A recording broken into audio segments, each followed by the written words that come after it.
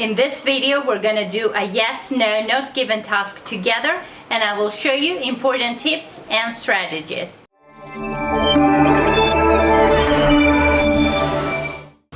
Hey everyone, this is Dory. I'm a teacher of English, and as I told you today, we're going to do a yes, no, not given task together, which is one of the most confusing tasks of IELTS, along with true, false, and not given. If you haven't watched my video on true, false, not given, you can do it here. I will put the link in the description box, so make sure to check it out. First of all, what's the difference between a true, false, not given task and a yes, no, not given task? The main difference is that in a true, false, not given task, you try to identify the information in the passage, while in a yes, no, not given task, you try to identify the writer's opinions upon a certain topic in the passage. Other than that, there's no real difference whatsoever other than the letters you use to answer the task correctly. And let's see what a task will look like. Do the following statements agree with the views of the writer in the reading passage? For questions 1, 2, 3, write yes if the statement agrees with the views of the writer, no if the statement contradicts the views of the writer, and not given if it is impossible to say what the writer thinks about this. Is this really a difference that will change the strategy that you will use in comparison to true, false, not given tasks? Not really. The statements will follow the order of the passage, and again, you will have to be able to recognize paraphrasing. And of course, as always, you still need to be very careful and read the instructions carefully so as to know that you have to put Y, N, and NG for yes, no, not given. And you should master your skimming and scanning technique in order to be able to get through the reading passage and the question. Stay until the end of the video for the VIP tip, and if you're ready to do a yes, no, not given task together, let's go. So here's our task. Let me show it to you over here. It's a yes, no, not given task, and this is our reading extract. First, let's do our skimming and scanning technique together. Let's go and read the title, Save the Panda. We highlight that, obviously. And we read and underline the first 2 lines of each paragraph. The giant panda, a beloved symbol of wildlife conservation, is teetering on the brink of extinction due to habitat loss, climate change, and up until here. I'm skimming through the paragraph a little bit to highlight some words that attract my attention, or phrases, whatever attracts my attention, basically. And then I'm moving on quickly to the next paragraph. Conservationists and organizations worldwide are working tirelessly to ensure the survival of this iconic species. Initiatives such as the creation.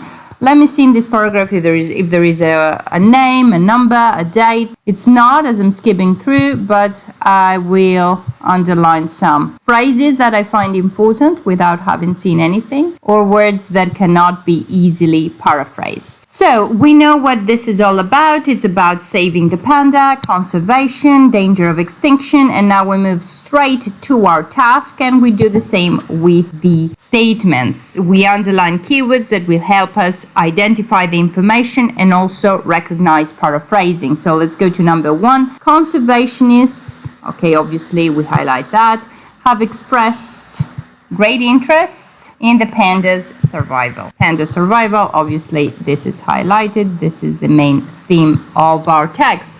Number 2, contrary to popular belief, that's important because it means something else is going on. Pandas do not, this is something we definitely want to underline, do not really like eating bamboos. And last, number 3, zoos, we talk about zoos, can also help to secure the future of pandas. That's it. Now, time to go back to the text for step number 3. And as we know, the order of the statements will be the same in the passage. So we try to locate statement number 1, conservationists' great interest in panda survival. So as you can see, if we go to the first 2 lines that we have already underlined, the answer is there. Paraphrase. The giant panda, a beloved symbol of wildlife conservation. So conservationists have always loved the giant panda as a symbol of extinction and what to do to preserve it. So we go back to the statement. If we read further down, there's nothing different. Even in the second paragraph,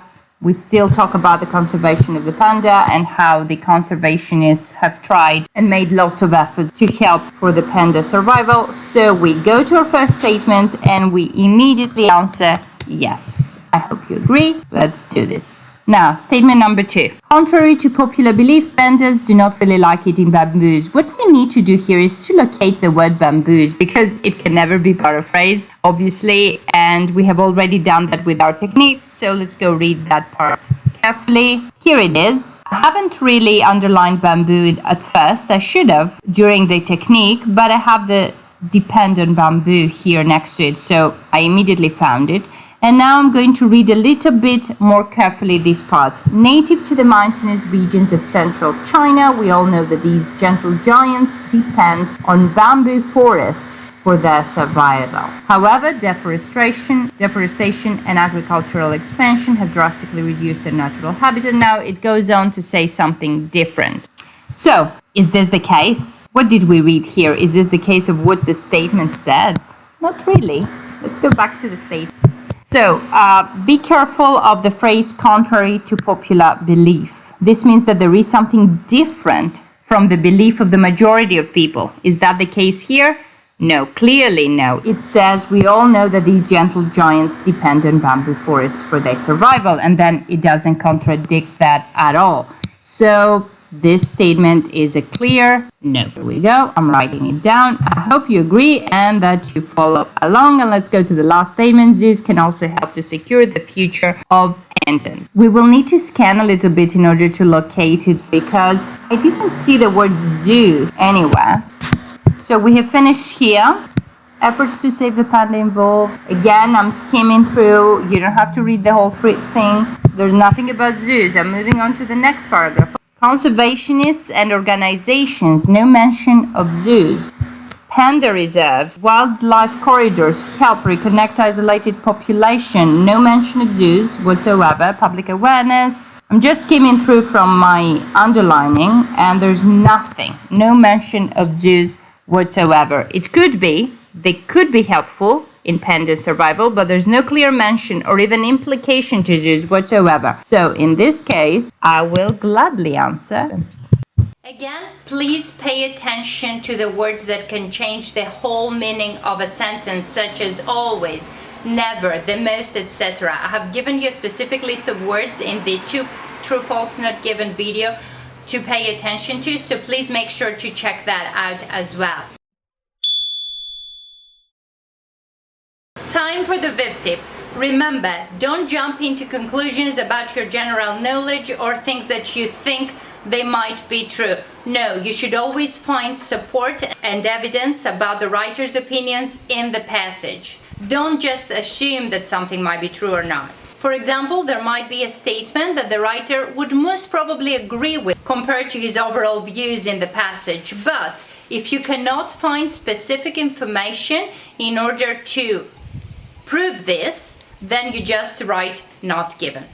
So that's it for today. If you found this video helpful, please do like and subscribe. All the links are down below. You can follow me on Facebook and Instagram. I have also put all the links on the not given tasks that I have made over the years. They are pretty helpful, so make sure to check them out as well. Thank you very much for watching, and as always, good luck with your exam.